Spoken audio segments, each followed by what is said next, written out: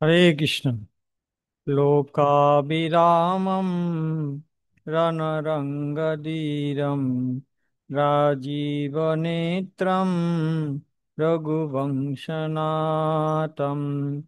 কারুণ্যরূপম করুণাকরম তম শ্রীরামচন্দ্রম শরণম প্রপদ্যে।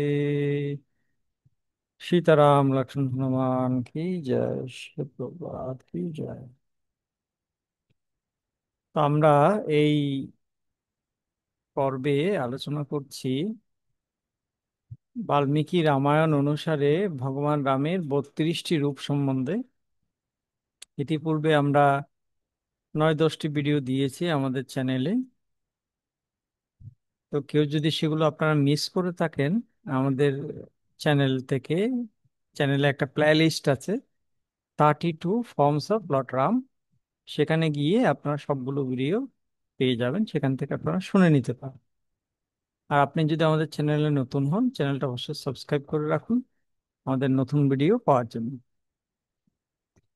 তো আজকে আমরা আলোচনা করব 11 নাম্বার রাম সম্পর্কে। 32টা রামের মধ্যে 11তম রাম, যার নাম হচ্ছে সাকেত রাম। সাকেত রাম, আশা করি আপনারা স্লাইড দেখতে পাচ্ছেন। তো সাকেত মানে হচ্ছে অযোধ্যা, সাকেত রাম মানে অযোধ্যায়। অযোধ্যায় যে রাম ছিলেন, যে রাম অযোধ্যায় ছিলেন, তাকে বলা হচ্ছে সাকেত রাম। এর আগে আমরা দেখেছি কল্যাণরাম এবং কোদণ্ডরাম। কল্যাণরাম মানে সীতারামের বিবাহ হলো, বিবাহের পরে তারপর আমরা দেখলাম কোদণ্ডরাম, কিভাবে ভগবান রাম পরশুরামকে দণ্ড দিলেন, সেটা আমরা আলোচনা করেছি। আজকে আমরা আলোচনা করছি সাকেত রাম। তো বিবাহের পরে যে বরযাত্রীরা আসছিল, সে যাত্রাপথে পরশুরাম এসেছিলেন। তাকে শাস্তি দেওয়ার পরে পরশুরাম যখন চলে গেলেন, সমস্ত বরযাত্রীরা অযোধ্যায় ফিরে এলো এবং সমগ্র অযোধ্যাবাসীরা নববিবাহিত দম্পতিদেরকে অনেক আড়ম্বর সহকারে বরণ করে নিল। এরপর শ্রীরাম এবং তার ভাইয়েরা নিজ নিজ প্রাসাদে চলে গেলেন। কইকেয়ী দেবী রামকে খুব বেশি ভালোবাসতেন, আর কৌশল্যা দেবী ভরতকে সব থেকে বেশি ভালোবাসতেন। জেনারেলি আমরা যারা রামায়ণ শুনি, আমরা জানি যে কইকেয়ী রামকে পছন্দ করতেন না, বা কইকেয়ীর কারণে রামকে বনবাসে যেতে হলো। কিন্তু আচার্যরা বলছেন না, ব্যাপারটা এরকম নয়। কইকেয়ী রামকে সব থেকে বেশি ভালোবাসতেন, আর কৌশল্যা সব থেকে বেশি ভালোবাসতেন ভরতকে। হুম। এখন কইকেয়ী যখন দেখলেন রামের বিবাহ হয়েছে, কইকেয়ী দেবী খুব খুশি হলেন এবং কইকেয়ী দেবীর জন্য দশরথ মহারাজ একটা বিশেষ প্রাসাদ নির্মাণ করেছিলেন। স্পেশাল প্রাসাদ, শুধুমাত্র কইকেয়ী দেবী থাকতেন সেই প্রাসাদে। সেটার নাম হচ্ছে কনক ভবন। কনক ভবন। কনক ভবন নাম কেন? কনক মানে স্বর্ণ। সেই প্রাসাদের অনেক কিছুই স্বর্ণ দিয়ে তৈরি ছিল, তাই সেটার নাম হচ্ছে কনক ভবন। সেই কনক ভবনে কইকেয়ী দেবী থাকতেন, আর সেটা ছিল দশরথ মহারাজের সব থেকে প্রিয় প্রাসাদ। তো সেই বিশেষ প্রাসাদটি কইকেয়ী দেবী রাম এবং সীতার জন্য দান করলেন। তিনি রাম এবং সীতাকে বললেন, তোমরা আজকে থেকে কনক ভবনে থাকো, তোমাদেরকে আমি এই পুরো প্রাসাদটি দান করলাম, তোমাদের বিবাহে আনন্দিত হবে।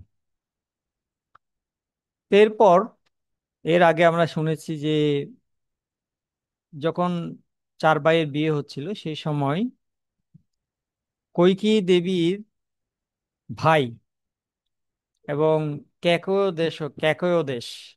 দেশের রাজার পুত্র, রাজপুত্র যুধাজিৎ, যুধাজিৎ তিনি এসেছিলেন অযোধ্যাতে। অযোধ্যায় এসে তিনি খবর পেলেন যে অযোধ্যার রাজকুমারদের বিয়ে হচ্ছে, তখন তিনি গেলেন মিথিলাতে। মিথিলায় যাওয়ার পরে তিনি বিবাহ অনুষ্ঠানে অংশগ্রহণ করলেন, তারপর অযোধ্যায় ফিরে এলেন। তো তিনি দশরথ মহারাজকে বলেছিলেন যে কৈকেয়ী দেবীর পিতা এবং উম, ভরতের আহ, পিতামহ, মাতামহ ঠাকুরদা, তিনি স্মরণ করেছেন ভরতকে। তিনি চান যে তার নাতি যেন তাকে একটু দেখতে আসে। তো সেজন্য যুধাজিৎ নিতে এসেছিলেন ভরতকে। আর আমরা আগেই শুনেছি, ভরত যেখানে যান শত্রুঘ্ন সেখানে যাবেন।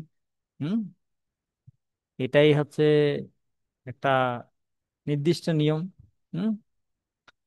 তো সেজন্য যুধাজিৎ যখন অযোধ্যায় ফিরে এলেন, তিনি দশরথ মহারাজকে বললেন যে এখন তো বেশ কিছুদিন হলো আমি আসলাম, আপনার সন্তানদের বিয়ে হলো, এবার ভরতকে আমার সাথে দিন, কেকই দেশে তাকে নিয়ে যাব।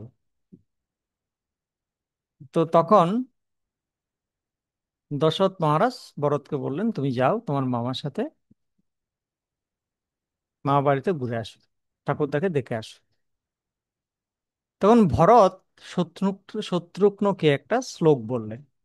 ভরত শত্রুঘ্নকে একটা খুবই গুরুত্বপূর্ণ শ্লোক বললেন, যে শ্লোকটার মাধ্যমে রামায়ণের অযোধ্যা কাণ্ডের শুরু হয়েছে। এটা হচ্ছে বাল্মীকি রামায়ণের অযোধ্যা কাণ্ডের প্রথম শ্লোক। গচ্ছতা মাতুল কুলম ভরতেন তদানগ শত্রুঘ্ন নিত্য শত্রুঘ্ন নিহত প্রীতি পুরস্কৃত। এর মানে কি? যে গচ্ছতা মাতুল কুলম, মাতুল কুলে, মামা বাড়িতে যখন ভরত যাচ্ছিলেন, ভরতেন তদানগ, ভরত তখন বললেন শত্রুঘ্ন নিত্য শত্রুঘ্ন, শত্রুকে বলে শত্রুঘ্ন চলো আমরা যাই মামা বাড়িতে। এবং শত্রুঘ্নও কখনো ভরতকে বলেননি যে এখন তো আমি নতুন বিয়ে করছি, আমার স্ত্রী আছে, স্ত্রীর পারমিশন লাগবে। তিনি বলেননি আমাদের বাবা কি পারমিশন দিয়েছে, মাকে জিজ্ঞেস করতে হবে, বা এখন কি জ্যোতিষ গণনা অনুসারে যাত্রা ঠিক আছে, যাত্রা করা উচিত হবে কিনা, বা আমরা যে যাব আমাদের সাথে সৈন্য সামন্ত যাবে তো, বা প্রোটেকশন থাকবে তো, যাত্রাপথে কি খাবো, একটু খাওয়া দাওয়া নিই, টাকা পয়সা লাগতে পারে। অনেক প্রশ্ন তিনি করতে পারতেন, কিন্তু তিনি কোনো প্রশ্ন করেননি। এবং যখনই ভরত বললেন চলো, সাথে সাথে শত্রুঘ্ন বললেন ইয়েস, ইয়েস দাদা, হ্যাঁ হ্যাঁ দাদা, চলুন আপনার সাথে আমি মামা বাড়িতে যাচ্ছি। এভাবে ভরত রাজি হয়ে গেল। এবং আচার্যরা এটাকে খুব বিস্তারিতভাবে তাৎপর্য করেছেন। তারা বলছেন যে শত্রুঘ্নকে এই শ্লোকে নিত্য শত্রুঘ্ন বলা হয়েছে। নিত্য শত্রুঘ্ন কেন বলা হয়েছে? কারণ নিত্য শত্রুঘ্ন বলার কারণ হচ্ছে শত্রুঘ্নর নামটা হয়েছিল, শত্রুঘ্ন নামের অর্থ হচ্ছে যিনি শত্রুদেরকে জয় করেছেন তিনি হচ্ছেন শত্রুঘ্ন। এখন রামায়ণে যদি আপনি পড়ে দেখেন, রামায়ণে কাহিনীতে আপনি দেখবেন শত্রুঘ্ন তেমন কোনো শত্রুর সাথে যুদ্ধ করেনি। যখন রাম রাবণের যুদ্ধ হচ্ছিল তখন রাম লক্ষ্মণ যুদ্ধ করেছেন, তাই না? বড় শত্রুঘ্ন তো অযোধ্যায় ছিলেন, তারা তো যুদ্ধ করেননি। ভরত হয়তো অনেক যুদ্ধ করেছেন, রাজা হিসেবে যখন ছিলেন হয়তো তিনি যুদ্ধ করতেও পারেন, কিন্তু শত্রুঘ্ন তো রাজা ছিলেন না, তিনি যুদ্ধ করেননি। কিন্তু একটা ক্ষেত্রে শুধু একটা যুদ্ধ করেছেন শত্রুঘ্ন, সেটা হচ্ছে লবণাসুর নামে একটা অসুরকে তিনি বধ করেছেন। এই একটা অসুর ছাড়া আর কোনো যুদ্ধ তিনি করেননি। তাহলে আচার্যরা বলছেন শত্রুঘ্ন, যিনি কোনো যুদ্ধই করেননি, তার নাম কেন শত্রুঘ্ন হলো? আচার্যরা বলছেন শত্রুঘ্ন তিনি নিজেকে ভরতের কাছে সমর্পণ করেছিলেন একটা যন্ত্রের মতো। ঠিক যেভাবে একটা কলম আমাদের হাতে সমর্পিত হয়, আমরা যেভাবে লিখি কলমটা সেভাবে লেখে। ঠিক যেভাবে একটা বেহালা বা বাঁশি আমাদের হাতে সমর্পিত হয়, আমরা যেভাবে বাজাই সেটা সেভাবে বাজে। ঠিক যেভাবে একটা একটা আহ জুতো বা চটি আমাদের কাছে সমর্পিত হয়, আমরা যেভাবে জুতোটা পরি সেভাবে সে চলে। ঠিক যেভাবে একটা তীর কোনো তীরন্দাজের হাতে সমর্পিত হয়, যেভাবে সে তীরটা মারে সেভাবে তীরটা যায়, ঠিক একইভাবে শত্রুঘ্ন ভরতের কাছে সমর্পিত ছিলেন। তো আচার্যরা বলছেন শত্রুঘ্ন নাম হওয়ার পিছনে কারণ হচ্ছে শত্রুঘ্নের শত্রুটা কে ছিল? অসুরেরা শত্রুঘ্নের শত্রু ছিল না, শত্রুঘ্নের শত্রু ছিল কাম, ক্রোধ, লোভ, মদ, মোহ, মাৎসর্য। এবং তিনি যেহেতু এই শত্রুগুলোকে জয় করেছিলেন বৈষ্ণব সেবার জন্য, ভগবানের সেবার জন্য না, বৈষ্ণব সেবার জন্য। বৈষ্ণব মানে ভরত, ভরতের সেবার জন্য। ভরত হচ্ছে ভগবানের শুদ্ধ ভক্ত।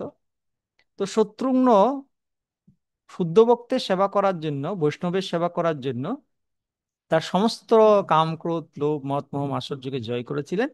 তাই তার নাম হচ্ছে শত্রুঘ্ন। এটা একটা ব্যাখ্যা। আরেকটা ব্যাখ্যা, তারা বলছেন শত্রুঘ্নের আসল শত্রু ছিল, এটা একটু অবাক হবেন শুনলে, শত্রুঘ্নের আসল শত্রু ছিল রামচন্দ্র। আরে এটা কি মনে হলো, ভগবান রাম তার প্রিয় ব্যক্তি, তিনি কিভাবে তার শত্রু হতে পারেন? হ্যাঁ, আচার্য বলছে হ্যাঁ, এ রামচন্দ্রের যে সৌন্দর্য, রামচন্দ্রের যে সৎ গুণাবলী, এগুলোর কারণে ভরত মাঝে মাঝে, শত্রুঘ্ন মাঝে মাঝে ভরতের পরিবর্তে রামের প্রতি বেশি আকৃষ্ট হয়ে যায়, এবং তিনি নিজেকে কন্ট্রোল করতে পারতেন না। তাই তাকে তাকে নিজেকে বোঝাতে হতো, না না না, আমি শুদ্ধ ভক্তের সেবা করতে চাই, আমি ভগবানকে ডাইরেক্টলি সেবা করতে চাই না। তিনি নিজেকে কনভিন্স করা, নিজের সাথে নিজে যুদ্ধ করতেন যে আমি ডাইরেক্টলি ভগবানকে সেবা করতে চাই না, আমি ভগবানের শুদ্ধ ভক্তকে সেবা করে ভগবানের আশীর্বাদ পেতে চাই। এই যুদ্ধটা তাকে করতে হতো সবসময়।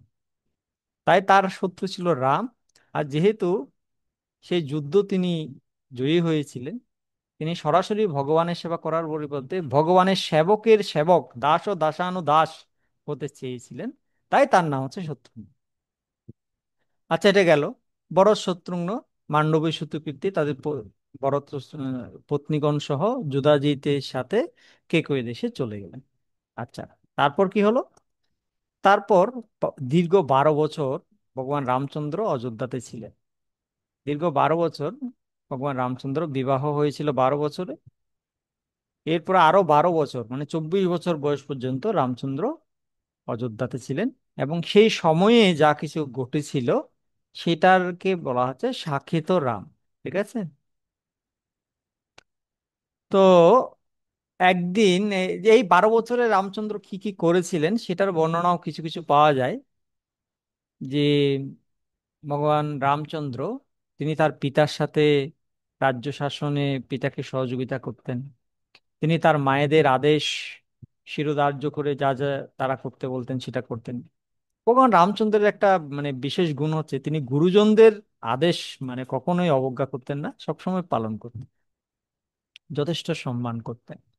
শুধু গুরুজন বলে কথা নয়, এমনকি অযোধ্যাবাসীরা সবাই রামচন্দ্রের গুণে আকৃষ্ট হয়েছিল। কেন? কারণ অযোধ্যার প্রত্যেকটা ঘরে ঘরে তিনি যেতেন। কোনো ঘরে কেউ যদি অসুস্থ হতো, অযোধ্যার কোনো ঘরে কোনো ব্যক্তি যদি অসুস্থ হতো, তাহলে ওই ওই ব্যক্তির পিতামাতা যতটা না দুঃখী হতেন বা চিন্তিত হতেন, তার থেকে বেশি চিন্তিত হতেন ভগবান রামচন্দ্র।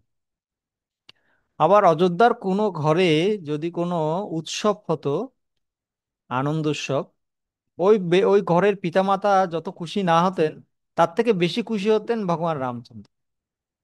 সেজন্য অযোধ্যাবাসীরা সবাই সর্বজনপ্রিয় ভগবান রামচন্দ্র। তো যা হোক, এভাবে তিনি কাটাচ্ছিলেন সময়। একদিন দশরথ যখন আয়নায় মুখ দেখছিলেন, তখন তিনি দেখলেন তার কিছু চুল বা কেশ সাদা হয়ে গিয়েছে। তখন তিনি সিদ্ধান্ত নিলেন তিনি রাজপদ থেকে, তিনি বৃদ্ধ হয়ে গেছেন, রাজপদ থেকে অবসর গ্রহণ করবেন এবং রামকে রাজা রূপে অভিষিক্ত করবেন। দশরথ এই বিষয়ে তার সকল মন্ত্রীদের সাথে, গুরুবর্গের সাথে, লোকনেতাদের সাথে পরামর্শ করলেন। তার স্থানীয়, তার আন্ডারে যত অঙ্গরাজ্য ছিল সেই রাজ্যের রাজাদের সাথে মিটিং করলেন। তিনি তাদেরকে জিজ্ঞেস করলেন, আমি কি রামকে পরবর্তী রাজা রূপে অভিষিক্ত করতে পারি? তিনি একটু টেস্ট করতে চাইলেন তারা কি চায় বা তারা কি ভাবছে। এটা যখন দশরথ মহারাজ জিজ্ঞেস করলেন, সমগ্র সভায় উপস্থিত সমস্ত ব্যক্তিরা একসাথে চিৎকার করে বললেন, ইচ্ছাম মহাবাহম রঘুবীরম। তিনটা শব্দ, ইচ্ছাম মহাবাহম রঘুবীরম। এটার মানে কি? তারা বললেন, আমরা বহু বছর থেকে এই দিনটির জন্য প্রতীক্ষা করছিলাম। কখন আপনি এই ঘোষণাটা করবেন, এটার জন্য আমরা বহুদিন ধরে প্রতীক্ষা করছি। আমরা রাম রাজ্যে বাস করতে চাই, তাই দয়া করে রামের রাজ্যাভিষেক করুন। আমাদের এটা আমি বলে দিয়েছি, আমাদের পরিবারে কেউ যদি অসুস্থ হন, রাম রাম আমাদের পিতামাতার চেয়েও বেশি উদ্বিগ্ন হন। তেমনি আমাদের সুখের দিনে রাম আমাদের পিতামাতার চেয়েও বেশি সুখী হন। তাই আমরা রামকে রাজা হিসেবে দেখতে চাই, রাজছত্রের নিচে দেখতে চাই, রাজহস্তির উপরে উপবিষ্ট দেখতে চাই। এভাবে তারা সকলেই রামকে রাজারূপে দেখতে চাইলেন। আর দশরথ মহারাজ ঘোষণা করলেন, আগামী কালকেই আমরা রামকে রাজা হিসেবে বা উম, যুবরাজ হিসেবে অভিষিক্ত করব। হুম। এবং তখন সমগ্র অযোধ্যাবাসীরা খুব আনন্দিত হলো সে সংবাদ শুনে, রাম রাজা হবে, তাদের প্রিয় ব্যক্তি। এবং সারা কৌশল সাম্রাজ্য থেকে সবাই জনগণ অযোধ্যাতে আসতে লাগলো, সমবেত হতে লাগলো। সবাই আনন্দ করছে, নৃত্য করছে। এবং সেই সময় সবাই হাসি খুশি ছিল। এবং জনগণের প্রেম, স্নেহ, সমর্থন ভগবান রাম লাভ করেছিলেন। তো এই পর্যন্ত যে রাম, তাকে বলা হচ্ছে অযোধ্যা রাম বা সাকেত রাম। এরপরে কি হয়েছিল সেটা আমরা অনেকেই জানি, সেটা আমরা পরে আলোচনা করব। আজকে এখানেই রাখছি। তো এই সাকেত রামের আশীর্বাদ পাওয়ার জন্য আমরা জপ করব, ওম সাকেত রামায় নমঃ, ওম সাকেত রামায় নমঃ, ওম সাকেত রামায় নমঃ। আমরা আজকে এখানে রাখছি। সবাই ভালো থাকুন, সুস্থ থাকুন, কৃষ্ণ ভাবনায় থাকুন। হরে কৃষ্ণ।